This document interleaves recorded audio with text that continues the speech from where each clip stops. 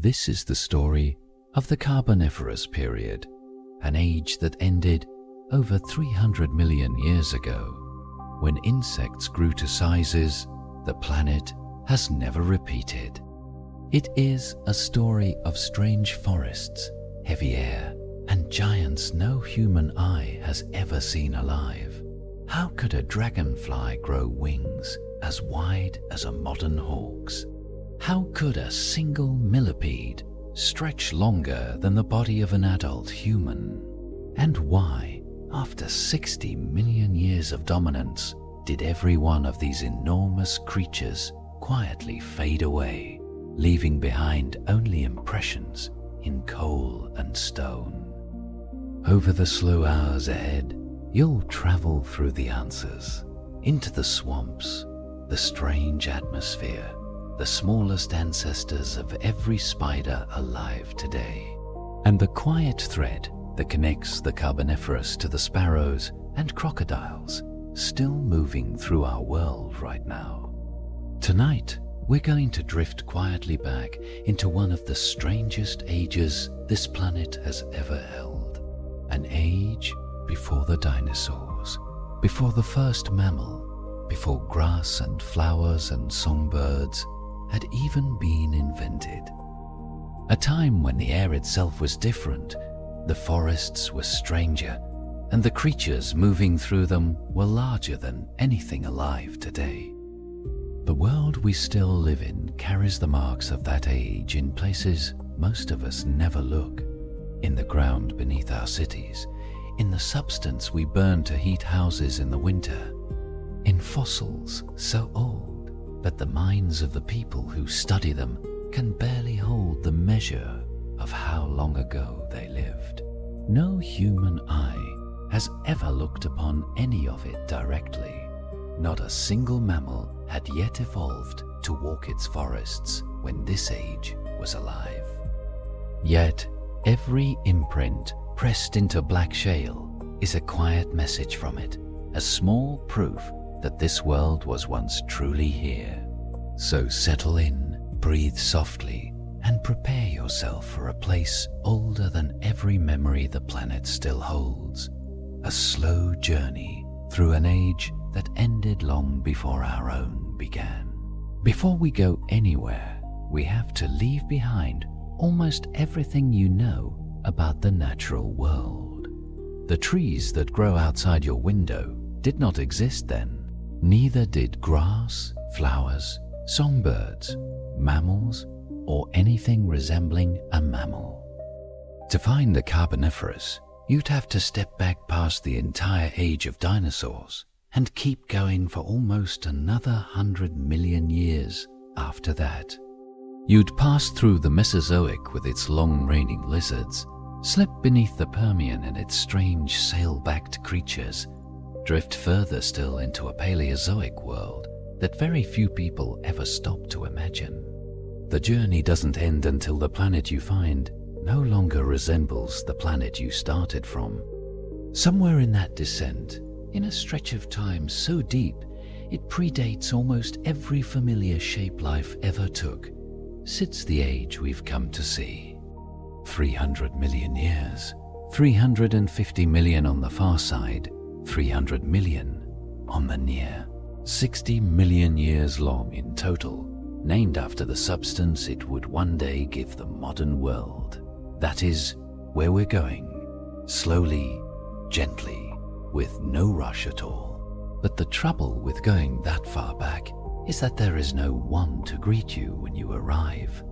The Carboniferous left no chronicler, no witness, no traveler who saw it with their own eyes and wrote anything down. Every story we tell about it has to be reconstructed from fragments, bits of stone, traces of rock, lines of buried carbon, faint impressions left by creatures who died long before any thinking mind existed to mark their passing. So how can we know any of it is real? And where does the certainty actually come from? Clues are scattered across continents, locked inside fossil beds that were once swamps, hidden in coal seams that were once forests, written in patterns of decay that nobody alive at the time would have understood.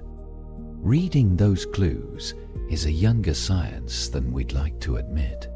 Geologists only began to truly piece together the Carboniferous in the last 200 years, and even today the picture continues to refine itself. Therefore, every step further back into time has to be taken carefully. The Carboniferous is not somewhere you go casually. It is a place reconstructed slowly, layer by layer, from the patient work of people who learned how to listen to stone. 300 million years separate us from the Carboniferous, give or take 50 million more. The age lasted about 60 million years total, longer than mammals have walked the earth, and twice as long as dinosaurs would later spend ruling the planet. No human eye has ever looked upon any part of it. No mammal had yet evolved to walk its forests. By the time anything resembling us appeared on Earth, that age had already been finished for an immense stretch of time, buried under newer layers of stone.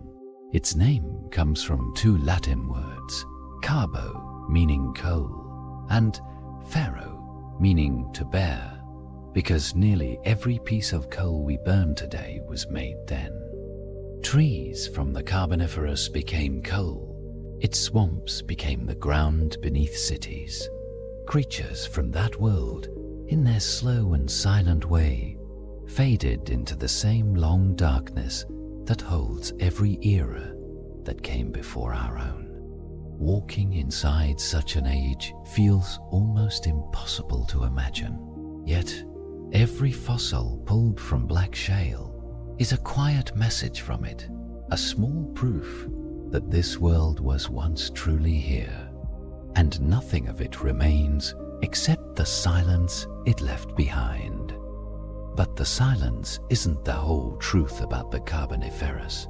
Behind it, beneath every fossil and every layer of coal, there was once a living world, warm, dense, green, breathing with the slow rhythm of something none of us has felt in our lifetimes. All that remains of it now is coal. Stone holds the impressions of what once lived there. The world they came from was a place no fossil could ever fully describe. So before we meet any of the creatures that lived in it, we have to walk into the world they were born into. What did that landscape actually feel like? Could the air against your skin tell you you'd arrived in a different time? Would the light filtering through the trees look anything like what we know today?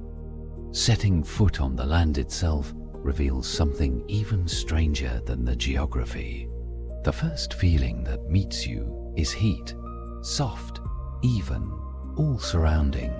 The kind of heat that doesn't come from a sun overhead, but from the air itself, holding warmth like a sealed room. Nothing in this climate is sharp. There is no autumn, no frost, no real winter anywhere in the tropics. Months drift by without the kind of seasonal turn that human bodies are wired to expect. Light is filtered through massive canopies of plants you have never seen before. Trees with no leaves you'd recognize, ferns the size of buildings, ground cover that looks half plant and half something older. Standing water is everywhere, almost ankle deep in places, almost knee deep in others, holding still under a sky that hasn't cleared properly in days. The whole landscape feels less like a place than like an enormous slow exhale. To understand what's coming next, you have to first sit inside this stillness and let it settle around you. Because the climate of the Carboniferous is the foundation on which every other strangeness in this world will be built.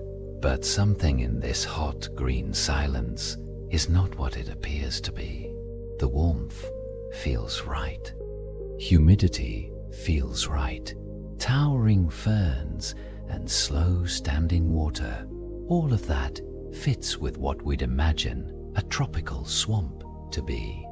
Yet, the longer you stay here, the more you'd sense that the air around you isn't behaving the way air normally behaves.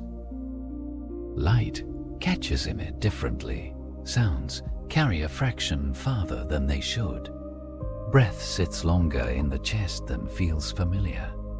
None of this is loud or sudden. It's the kind of difference you don't notice for the first few minutes and then can't unnotice once it begins to register. The climate of the Carboniferous wasn't just a backdrop for the creatures that lived in it. It was a participant. Pressure, moisture, and chemistry of the surrounding atmosphere shaped what kinds of bodies could exist in this world, what kinds of lungs and wings and shells could function at all.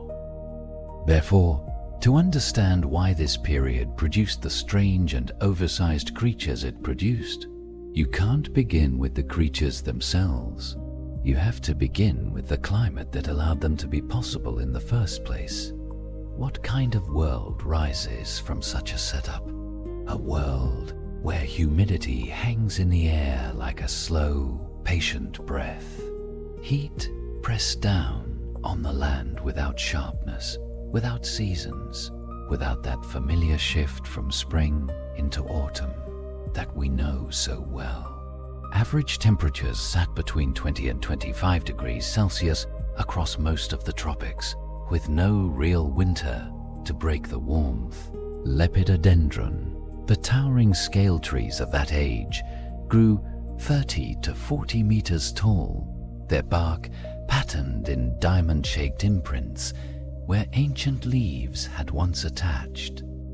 Calamites, relatives of modern horsetails but enormous, lined the wet edges of standing pools. Tree ferns filled the middle canopy with wide, soft fronds. Grass had not yet evolved and would not appear for another 200 million years. The whole world smelled of moss, of standing water, of bark slowly turning to peat. To walk through that landscape would feel like wading through a hot green silence, a silence broken only by the slow drip of water and the deep low hum of an entire planet held at one slow temperature. But within that hot green silence, there's something the body would slowly start to notice, not in any dramatic way, and not all at once. A change so subtle that for the first few minutes you might not be able to name it at all. Just a small lightness in the chest, a faint clarity in the thinking, a sense that something about the air you've stepped into isn't quite the same as the air you breathed when you woke up this morning. The climate isn't only warm, the air isn't only humid. There's something else inside it, something quietly different from anything modern lungs are used to, something that would shape every creature that ever walked or crawled or flew through this world. So, what is it about the Carboniferous air that makes it different from ours? Why does the same atmosphere, the same oxygen we still know today, feel so unfamiliar in this place? After a few minutes inside that warm green stillness, you'd begin to feel something else. It would start small, almost unnoticeable. Maybe a slight lightness in the chest, perhaps a heightened clarity in your thinking, a faint sense, possibly, that you've taken a deep breath without consciously asking your lungs to do it. Whatever the feeling is, it would not go away. With every passing minute, the sensation would grow more present, more grounded, more obvious, and you would slowly understand that the air entering your body is not the same air you breathed when you woke up this morning. Something about it has changed. The pressure feels different against the skin. The breath sits longer in the chest.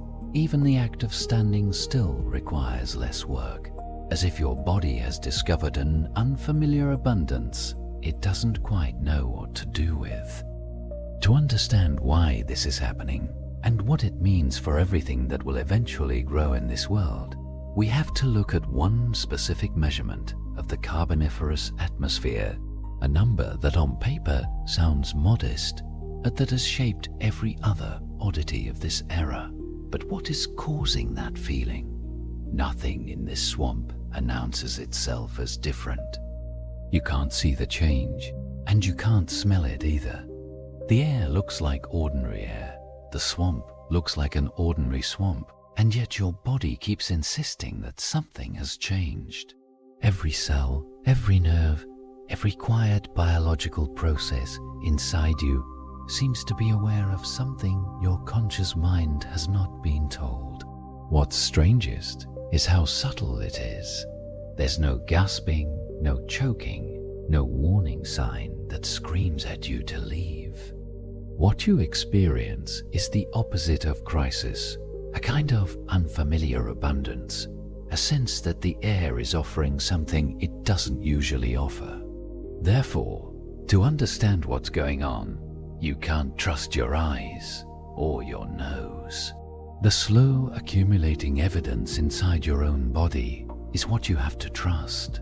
The way the chest feels fuller, the way movement feels easier, the way every breath delivers more of itself than the breath before. This difference between modern air and the air of the Carboniferous is not philosophical, it is measurable. A single number can express it, a number so far above today's that it explains almost on its own why the creatures of this period grew the way they did.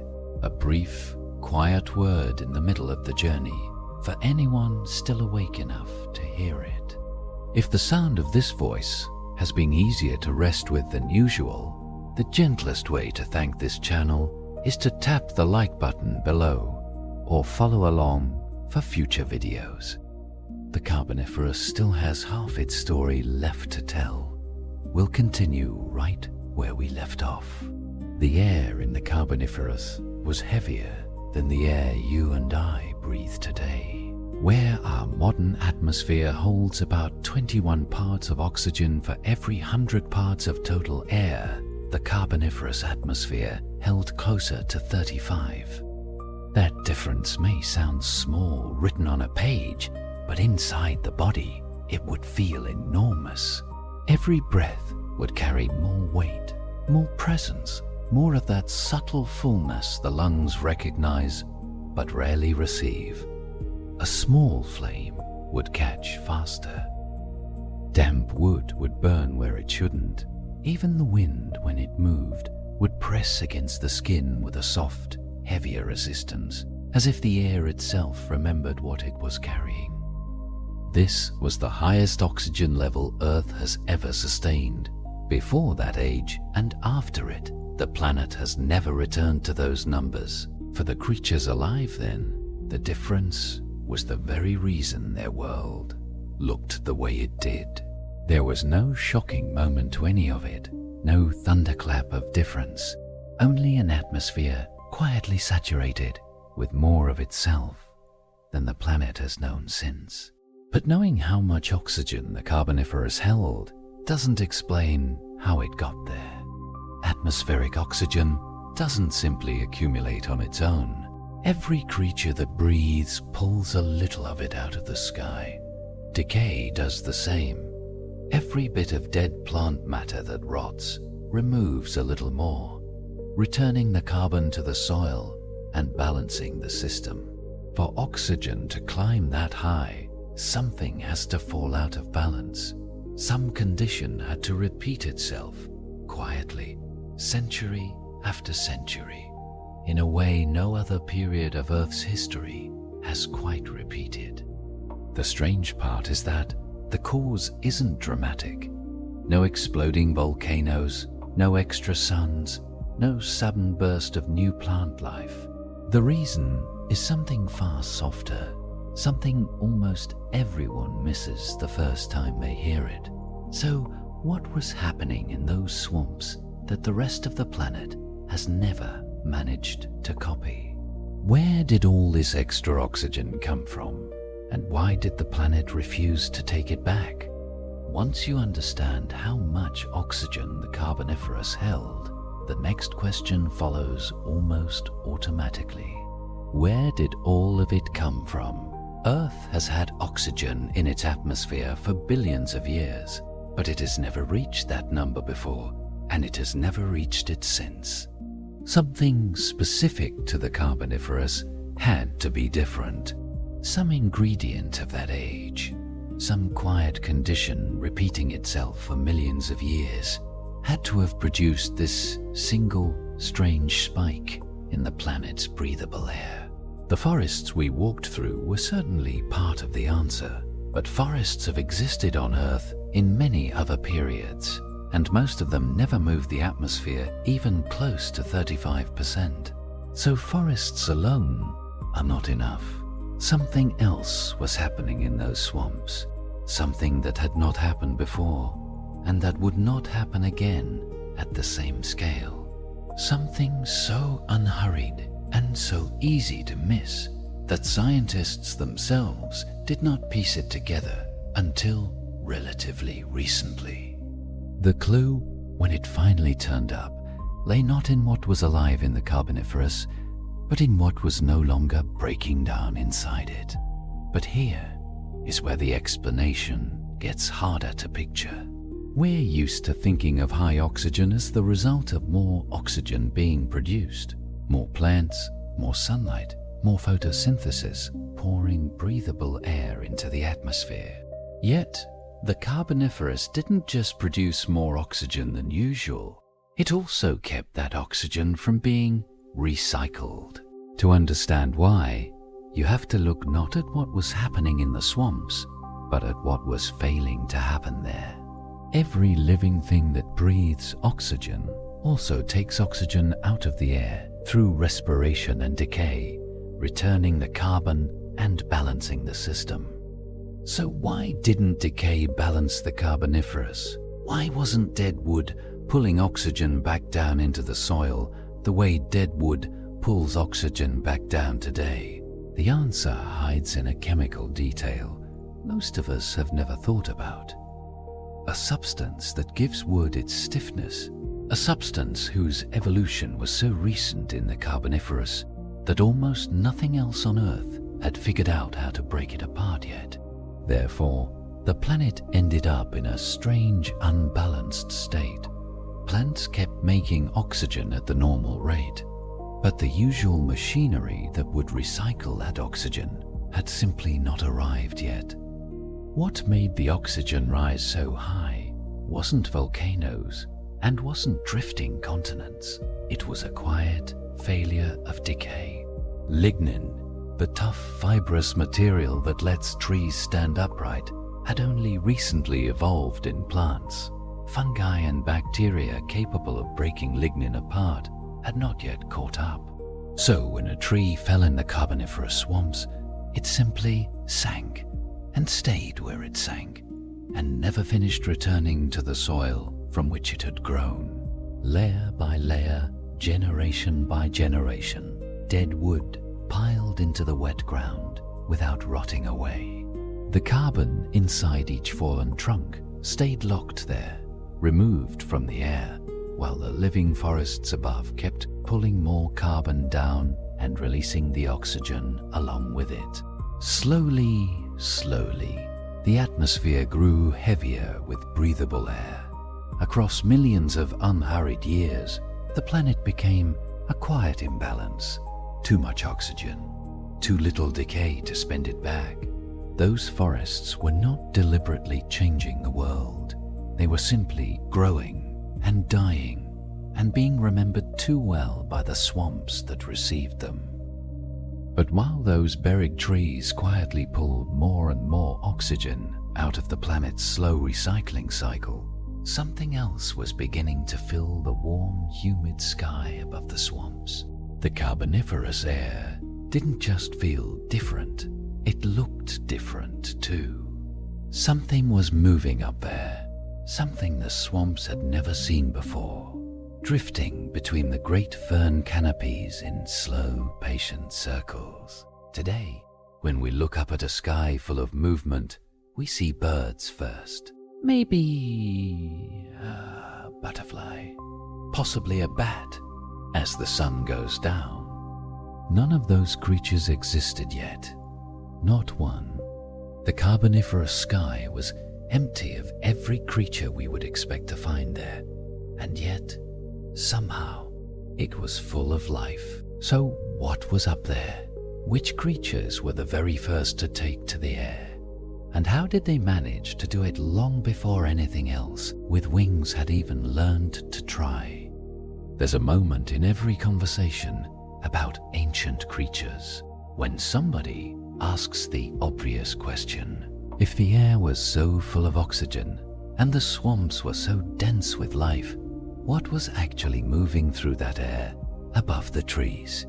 Today, when we picture animals flying anywhere, we picture birds, perhaps a butterfly, perhaps a bat at dusk.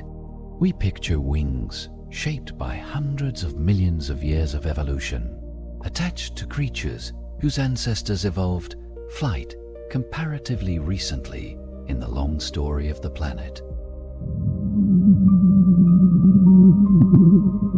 None of those creatures existed in the Carboniferous. The skies held no birds, no bats, no pterosaurs of any kind, no gliding reptiles, no winged mammals, no airborne vertebrate of any description anywhere on Earth. Yet the sky above the Carboniferous swamps was full of movement. Something was up there, something with wings, something that had figured out how to lift its own body off the ground at a moment in time when nothing else with a spine had even attempted to try. To find out what it was, you have to abandon every assumption you have about flight and start over from the beginning. But how does flight evolve in a creature without a skeleton? Birds, bats, and pterosaurs all share an internal frame of bone, a rigid structure that anchors muscles and wings and allows the body to push against the air. Insects have nothing like that. Their bodies are held together by an exoskeleton, a hard outer shell that's strong in some directions but limited in others, and certainly not the kind of frame you'd expect to support a flying machine. So how does a creature like that get into the air at all? And once it's there, what kind of wings would carry it? Modern dragonflies have answers to these questions, but their answers come after hundreds of millions of years of refinement. In the Carboniferous, flight was brand new. The wings being tested above the swamps were prototypes, wings still being worked out, wings still being filtered by evolution against the realities of weight, lift, drag, and the laws of an entirely new way of moving through the world. Therefore, what was happening in that ancient air was not just creatures flying. It was the very experiment of flight being run for the first time on planet Earth with no manual, no examples, no idea of what should or shouldn't work. The first creatures on Earth to lift themselves into the air were not birds. Birds would not exist for another 150 million years after the Carboniferous closed. The earliest pterosaurs, the flying reptiles, would not appear for another 80 million. Long before any vertebrate developed feathers, long before any reptile glided between branches, insects had already learned to fly. They are the only invertebrates that ever did. Exactly how it happened is still uncertain. Wings may have evolved from small flat lobes on the back of the thorax, or from modified gills along the abdomen, or from the upper plates of the legs themselves. No fossil has yet settled the question fully. What is certain is that somewhere in the dim warm air of the Carboniferous, an insect lifted itself off the ground for the first time, and the sky was changed forever. Every wing the planet has ever made, every dragonfly, every moth, every bat, every bird, every pterosaur fossilized in stone, sits inside a story that began with that first quiet rising. For tens of millions of years afterward, the air belonged to insects alone, and nothing else came up to share it. But the fact that insects ruled the Carboniferous sky raises a much bigger question. How big could they actually get? A modern dragonfly fits on a fingertip. The Carboniferous version had wings as wide as a hawk. The same kind of creature, with the same general body plan, somehow built itself on a scale that no modern insect can match. To understand why, you have to look inside the insect itself, at the way it breathes.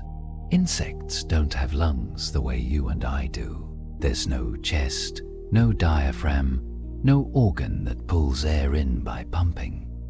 What they have instead is a network of microscopic tubes called tracheae, branching like roots through every part of the body, opening to the outside world through tiny holes along the sides of the abdomen. Air drifts in through those tubes on its own, slowly, patiently, without help. So, how does air drifting through tubes decide the size of a creature? And what was the Carboniferous air doing that no air since has been able to do again? Now we have the two ingredients laid out: an insect's body, with its delicate network of tubes and its passive, drifting form of oxygen delivery, and an atmosphere holding more oxygen than the planet has ever held before or since. Each of them, on its own, would be a curiosity worth noticing. Together, in the same place, at the same time, they produce something that has never been replicated. The question is exactly how. Why should heavier air make a body able to grow larger? Why should one specific number on an oxygen scale shape the dimensions of a creature's wings, the thickness of its legs, the length of its armored body? The answer is not magical and not philosophical. It lives in the simple physics of how far oxygen can travel without help. Once you understand that, the giants of the Carboniferous stop being a strange exception to nature. They begin to look like the only reasonable outcome of the conditions that produced them. But why should the amount of oxygen in the air decide how large an insect can grow? At first glance, the two facts seem unrelated. Oxygen is a gas, size is a measurement of physical body.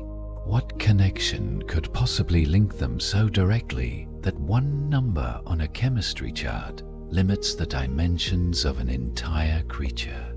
The link lives in a single quiet fact most people never think about. Air can only drift so far through a tube before it runs out of oxygen.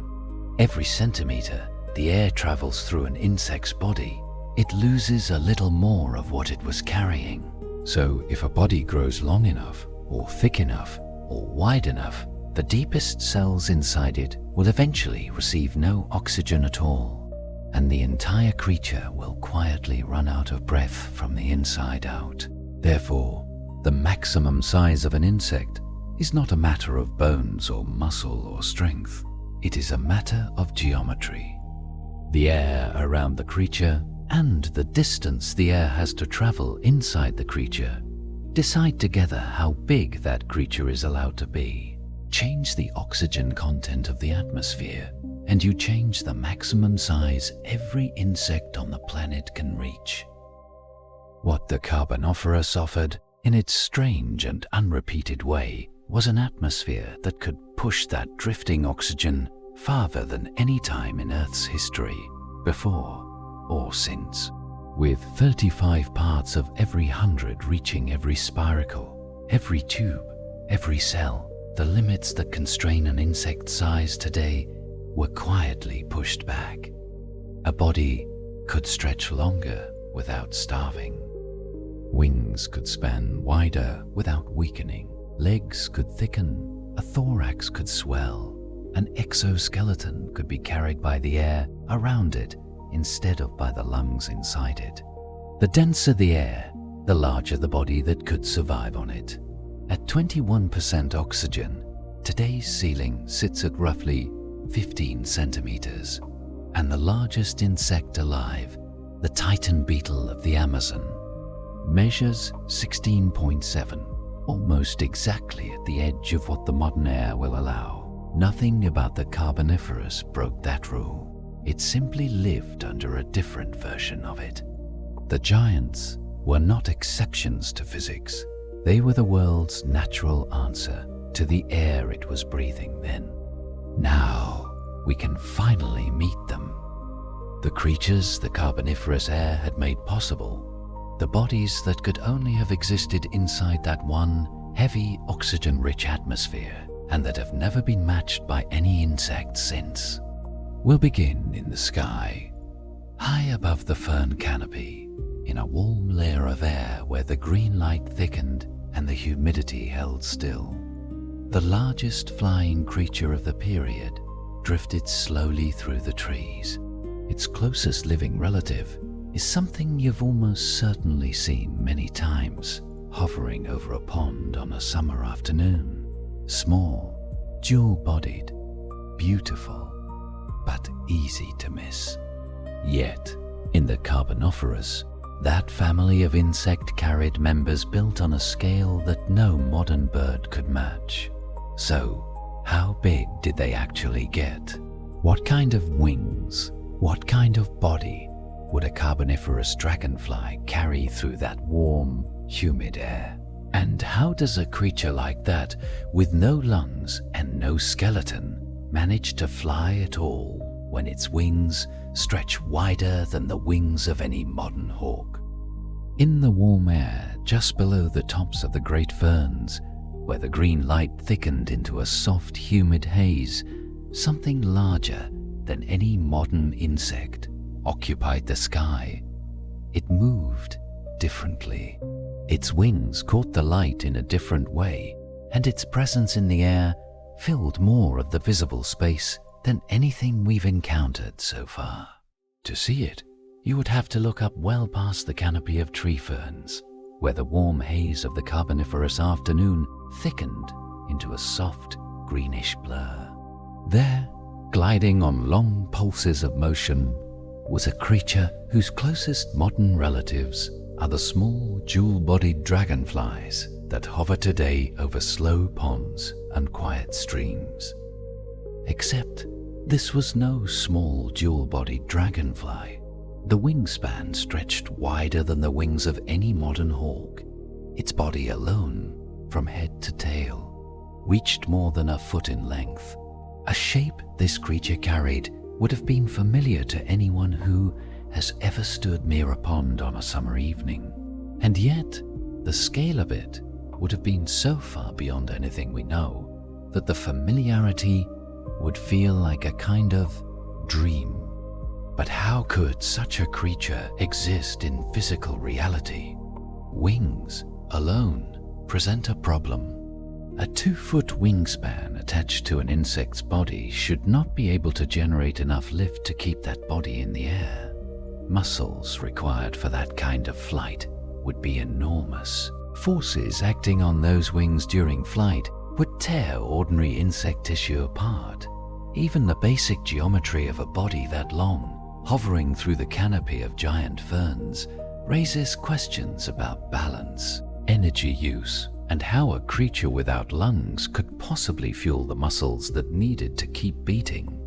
And yet, the fossils tell us clearly that Meganeura was real. Those imprints are not legends. They are pressed into stone. Actual wings, actual segmented bodies, actual heads with enormous compound eyes, dug from quarries in Europe and North America. So, if Meganeura existed, and the laws of physics did not change, the air around Meganeura must have been doing some of the work itself. Therefore, The real question is not how Meganeura flew, but what kind of atmosphere allowed it to fly. This dragonfly itself is only half the story. The other half is the heavier, oxygen-saturated air that filled its wings with the lift its muscles alone could never have produced. Above the swamp pools and through the long shadows of the fern canopy, Meganeura moved.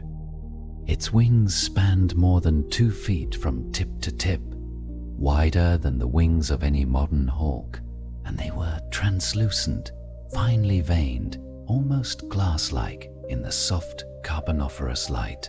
To watch one drift overhead would feel less like seeing a dragonfly and more like seeing a slow ghost of one. Full-winged and silent, gliding with the unhurried confidence of a creature that had nothing in the air to answer to, Meganeura did not buzz. Its wings were too large for that. Instead, they made a low, rhythmic, almost soundless rush, the sort of sound you might feel against your skin before you ever heard it. The creature could hover, could turn in midair on long, careful angles, could rise above the canopy when warm air lifted it, then settle slowly back down through the green light filtering between the leaves. In a world with no birds, no bats, no other winged hunter to challenge it, Meganeura simply lived, patiently, beautifully, in possession of a sky that nothing else had yet learned to enter. But while Meganeura drifted through the high warm air of the canopy, the floor of the same forest held creatures of its own. Down there, where ferns thickened into deep undergrowth and decaying logs softened into peat, something walked the earth in a body so long and so heavy that nothing alive today comes anywhere close to matching it. Picture it, a creature that, lying flat, would stretch the length of an adult human and weigh as much as a child, made entirely of segments and legs, moving through the wet ground not by walking exactly, but by rippling, its body sending slow, rolling waves of motion forward across the soft swamp floor. No backbone, no teeth that we know of, just a long, armored shape methodically eating its way through the decaying plant matter of the forest. So what was this creature? Why did it grow so enormous if it wasn't hunting anything? And why, more than 300 million years after it disappeared from the earth, have we still never found a complete one? Back down at ground level, in a different part of the same swamp, another creature moved in a way that nothing alive today can quite imitate. The first thing about it was its length, long the way a fallen log is long, except the log was breathing, and the log had legs, and the legs were moving. Most things on the Carboniferous forest floor walked or crawled. This creature did neither, exactly. It rippled. Every segment of its enormous armored back carried its own small pair of legs, and those pairs of legs moved in slow, synchronized waves, sending the whole body forward across the soft, wet ground in a kind of unhurried, liquid motion. You wouldn't hear it coming because nothing about the way it moved made noise, nor would you see it from a distance because the dim green light of the swamp dissolved long shapes into the foliage around them. But if you happened to be standing close enough when it passed, you would see the largest creature without a backbone that has ever walked the surface of this planet, and you would understand instantly why it has never been matched on land since.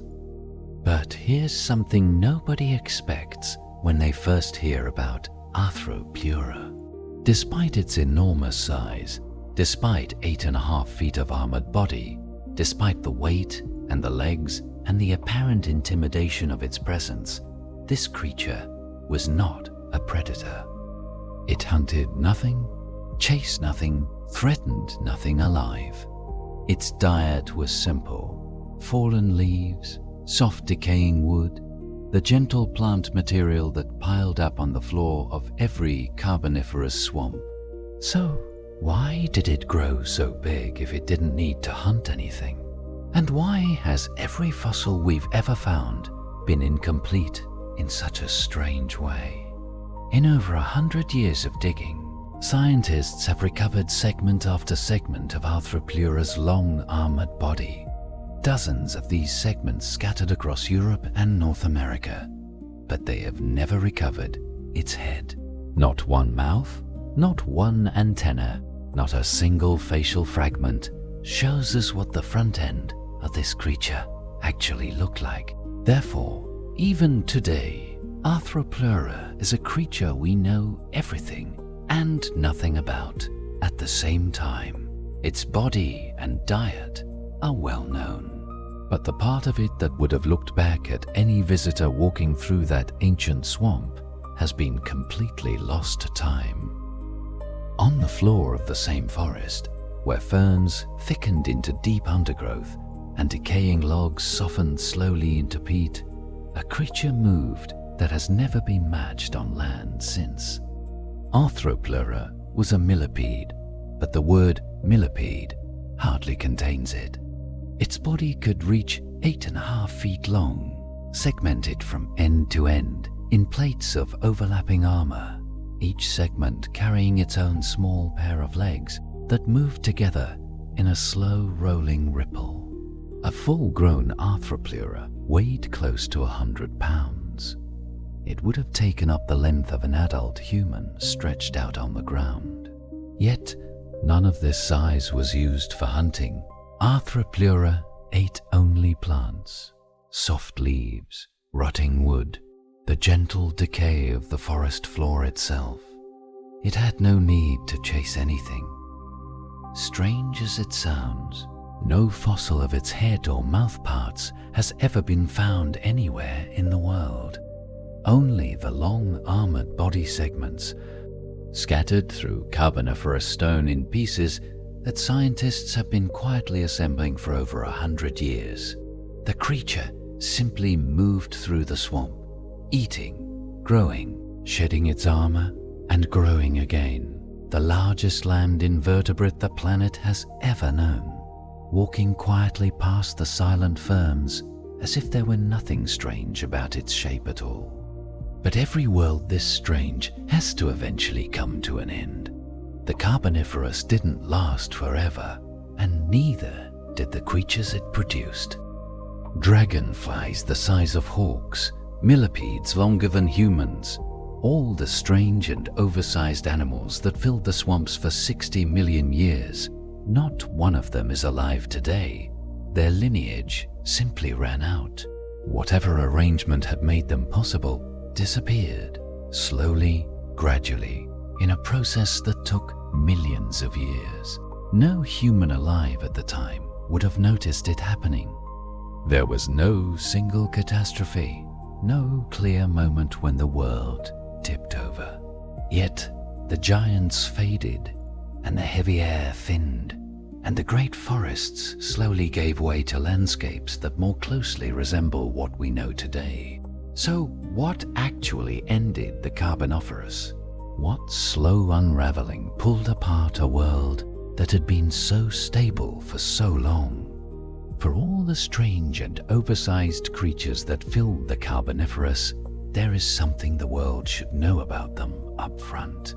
Not a single one survived to our era. Every dragonfly the size of a hawk, every millipede longer than a human, every strange and oversized creature that ever filled those warm Carboniferous swamps, every last one is now gone.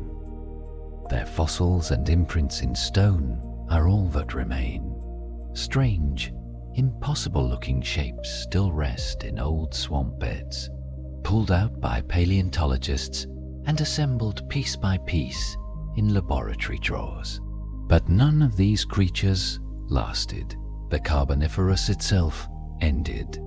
The world that had produced those creatures dissolved into something else, slowly, across millions of years in a quiet unwinding that nobody alive at the time could have noticed. And when the unwinding was finished, the giants were gone, not killed by any single catastrophe, not crushed by any sudden disaster, but allowed to fade out of the planet's biosphere by the patient drift of the climate itself. But what could possibly bring down a world this stable? 60 million years had run their course already. Giants had thrived for almost all of it. Atmospheric oxygen had held its high levels generation after generation. Swamps had spread, coal had accumulated, dragonflies and millipedes had reached their full unprecedented sizes. Nothing in the visible biology of the period suggested any approaching collapse. So what happened?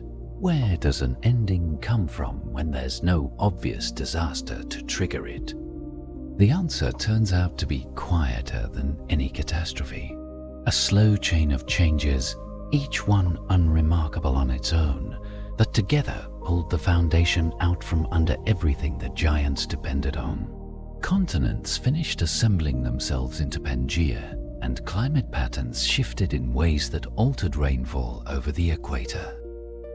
Forests broke apart into isolated patches, and in the soil itself, white rot fungi finally evolved the ability to break down lignin, meaning that fallen trees no longer stayed buried as carbon, but rotted back into the atmosphere, releasing CO2 and consuming oxygen.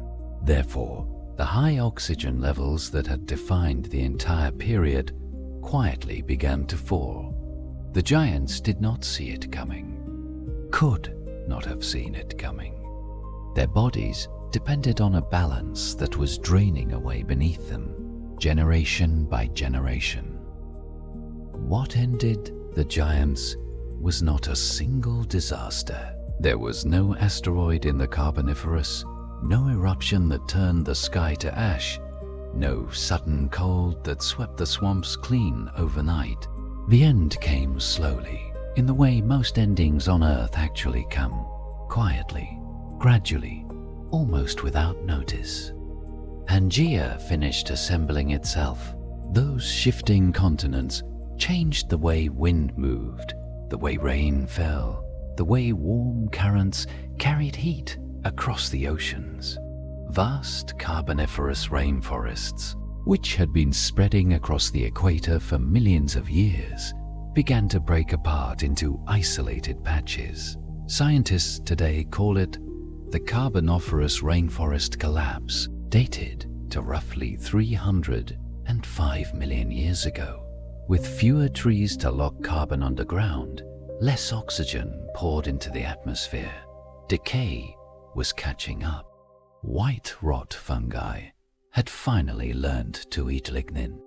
Year by year, century by century, the air thinned of its excess oxygen, and bodies that had grown to depend on that thickness could no longer hold themselves together. Dragonflies the size of hawks could not breathe enough to fly. Millipedes the length of bodies could no longer move enough muscle. None of them went extinct in a single moment. They simply, gently faded, generation by generation, into smaller and smaller versions of themselves, until what remained were the modest insects we still know today. But the story of the Carboniferous doesn't end completely with the loss of its giants. Something else survived, quieter than a dragonfly, smaller than a millipede, invisible to everyone who would have measured their world by size. A thread of life slipped through the great fade and kept on going into the next age and the one after that, and every age after. The Carboniferous left us more than coal and stone. It left us a beginning we still live inside today, in ways most of us never think about. In animals that fly outside our windows, in animals that bask along the slow rivers of warm countries, in a quiet kinship between two creatures that on the surface couldn't look more different. So what survived exactly? Where can we still find that thread today? And which living animals carry inside their cells and their bodies a quiet inheritance from a world none of us will ever see again? But for all the loss of those giants, something stranger and quieter is also true. The Carboniferous didn't disappear completely. Its forests are gone, its swamps are gone, its enormous insects and ancient sea scorpions are gone. Yet, inside the long unbroken thread of life on Earth, a tiny piece of that world has carried itself forward through every age that followed into the present day. This forward journey was not through the giants themselves. They could not adapt fast enough, and they had no obvious descendants. The thread came instead through the small, careful creatures hiding in the leaf litter, the lizard-shaped reptiles that were too small for the giants to notice, too quiet to leave many fossils, too tucked away under the bark in the rotting wood to seem like the future of anything at all. Those creatures, almost ignored by their own era, would slowly become the trunk of a family tree so wide and so far-reaching that nearly every backboned animal alive today is one of its branches. To find what survived of the Carboniferous, you don't have to look very far from your own window. But where would such a thread come from? The giants themselves left no clear descendants. Carboniferous dragonflies, scorpions, millipedes, and sea predators all eventually went extinct. Their lineages, where they continued at all, continued in smaller and quieter forms. Modern dragonflies, modern scorpions, modern centipedes, modern horseshoe crabs, none of them carrying anywhere near the size or strangeness of their ancient relatives. So, how did the Carboniferous reach the present day at all? Which creatures of that period had what it took to thread themselves through the next 300 million years of climate change, extinction events, and biological reinvention? The answer, surprisingly, did not come from anything large or impressive. It came from the smallest and least noticeable creatures of the time, those tiny, lizard-shaped reptiles hiding under the bark, the ones too quiet to leave many fossils, the ones almost ignored by their own era. Therefore, the unbroken thread that connects the Carboniferous to us was carried not by the famous giants of the period, but by creatures most people would never bother to look twice at. What we inherited came from the parts of the Carboniferous nobody at the time would have noticed. The small, careful creatures, patient enough to outlast everything else. Nothing of the Carboniferous lasted unchanged, but something of it lasted anyway. The small reptiles that crept out of those warm swamps split over hundreds of millions of years into two great lineages of vertebrate life. One branch, the synapsids, would eventually become every mammal alive today, from the mouse to the elephant to the human listening to this sentence. The other branch, the sauropsids, gave rise to every reptile, every dinosaur, and from one slender line of dinosaurs, every bird, every sparrow on a wire, every gull above a harbor, every dove resting under a porch shares a quiet lineage that reaches all the way back to those small lizard-shaped creatures hiding in the Carboniferous leaf litter. So do the crocodiles in the slow rivers of the southern hemispheres. Bird and crocodile, on the surface, could not look more different, yet inside the long unhurried story of life, they are close cousins, the only two surviving branches of an ancient family called the archosaurs. Giants of the swamp are gone. Dragonflies the size of hawks are gone, but the soft heartbeat of the world they helped begin still moves quietly through every wing and every scaled jaw on Earth today. 300 million years after they last walked the wet, warm forests of a planet none of us will ever see. That's the end of tonight's journey through the Carboniferous. If something in this video helped you find rest, a subscribe or a quiet like below will help bring it to others who need it too. There are more slow worlds to drift through whenever you're ready to come back. Until then, sleep well, breathe softly, and let the night carry you the rest of the way.